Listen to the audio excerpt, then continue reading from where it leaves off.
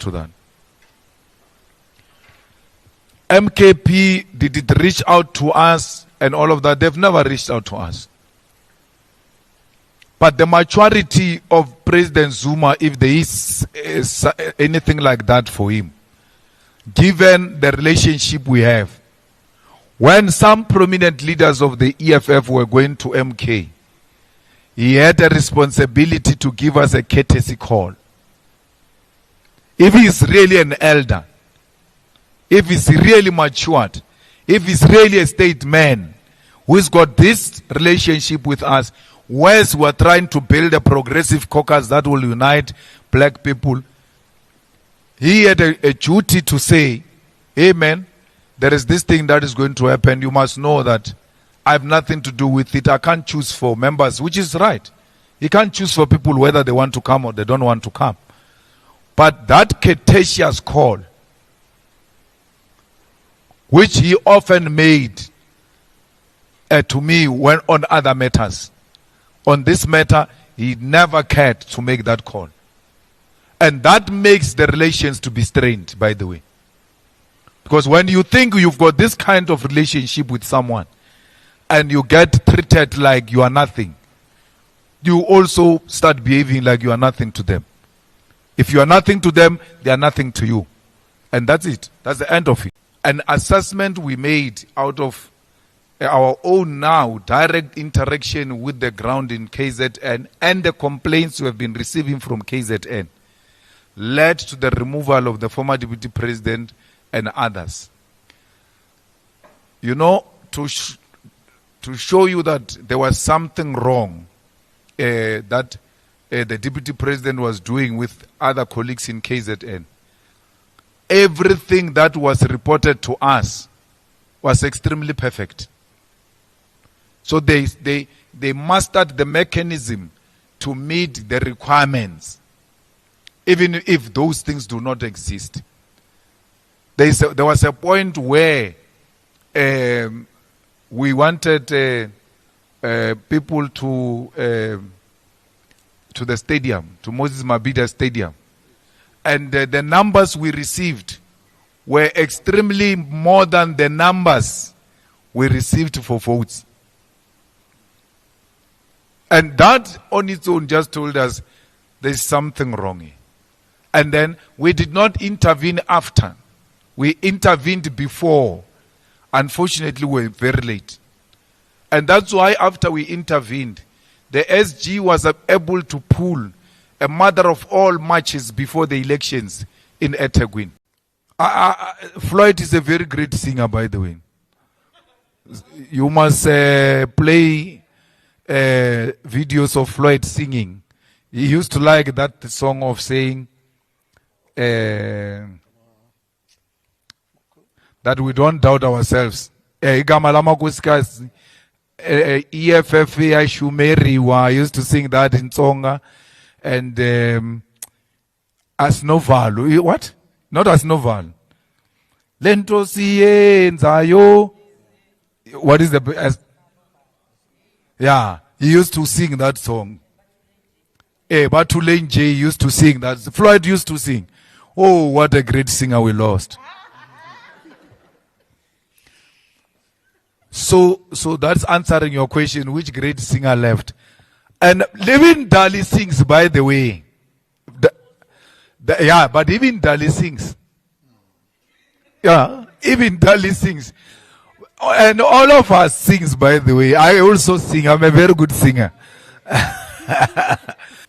If you listen to my speech yesterday in the Gauteng General Assembly, I said, you must tell the truth, even if telling the truth to a lover, or your lifetime partner, or your wife, or your husband.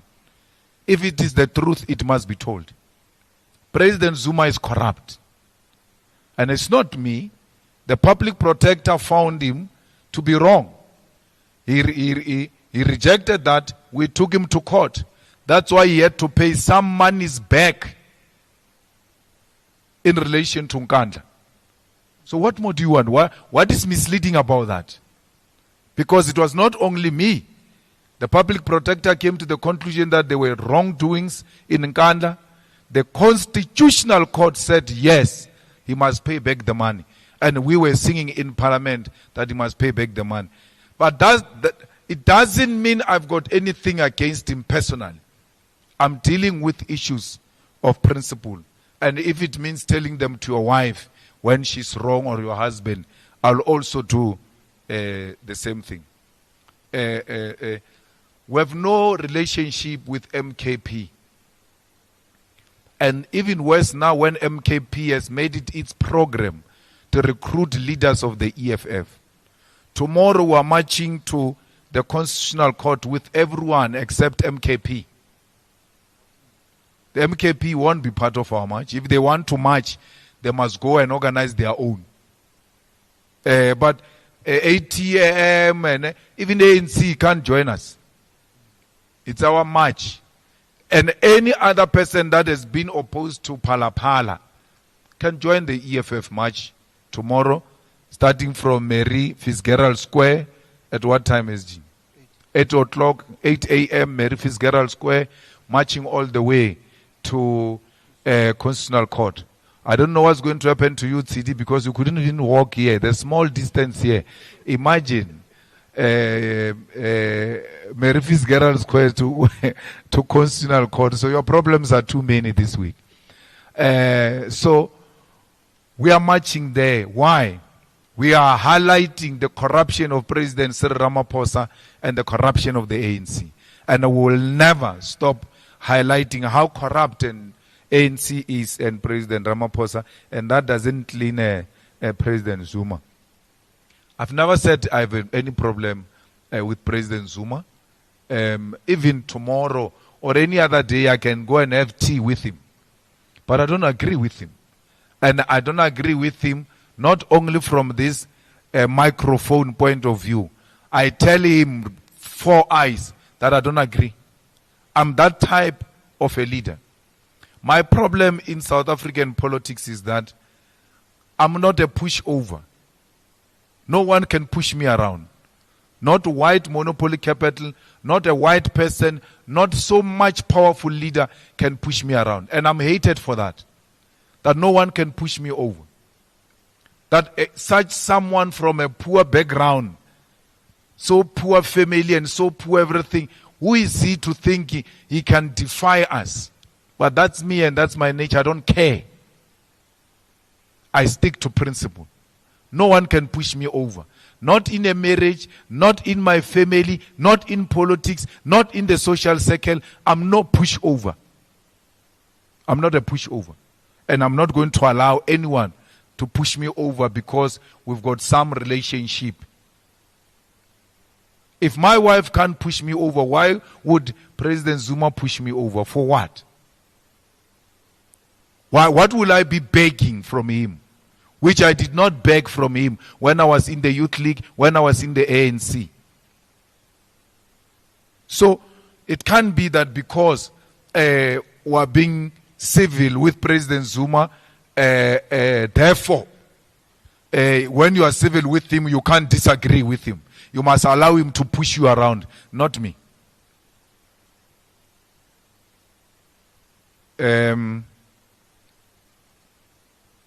And Mail and Guardian came with something, man, this weekend, which Ndlozi responded to. Rebellion, which is another question we asked. There is no branch that is going to protest here. Not a single one. As a political reporter, you have to have at least an entry understanding of politics. Just entry. You may not understand the depth of politics, but just have the most basic thing. So let's tell you basic and the instrument you use to measure whether there's going to be a problem or not is those PGAs we had yesterday and a day before. They were not just PGAs. We were testing the waters so that we can anticipate and detect where the problem is going to come from. There was no single problem. Not one, not anywhere. The people you are talking about, they were never spoken about anywhere. Anyway. In 9 provinces, we registered 95% of expected delegates. All of them are registered. They are coming to UJ on the 12th to come and receive their accreditation after producing their ID. Everybody is registered. So you should know that the PGAs will tell you what's going to happen. And your bosses know because you were there in the PGAs. But the PGAs are not trending in the media. And this I was telling my wife. I said, you know why? She said, why? I said, because there was nothing wrong. Nothing went wrong. That's why they can't trend. You don't talk positive about the EFF.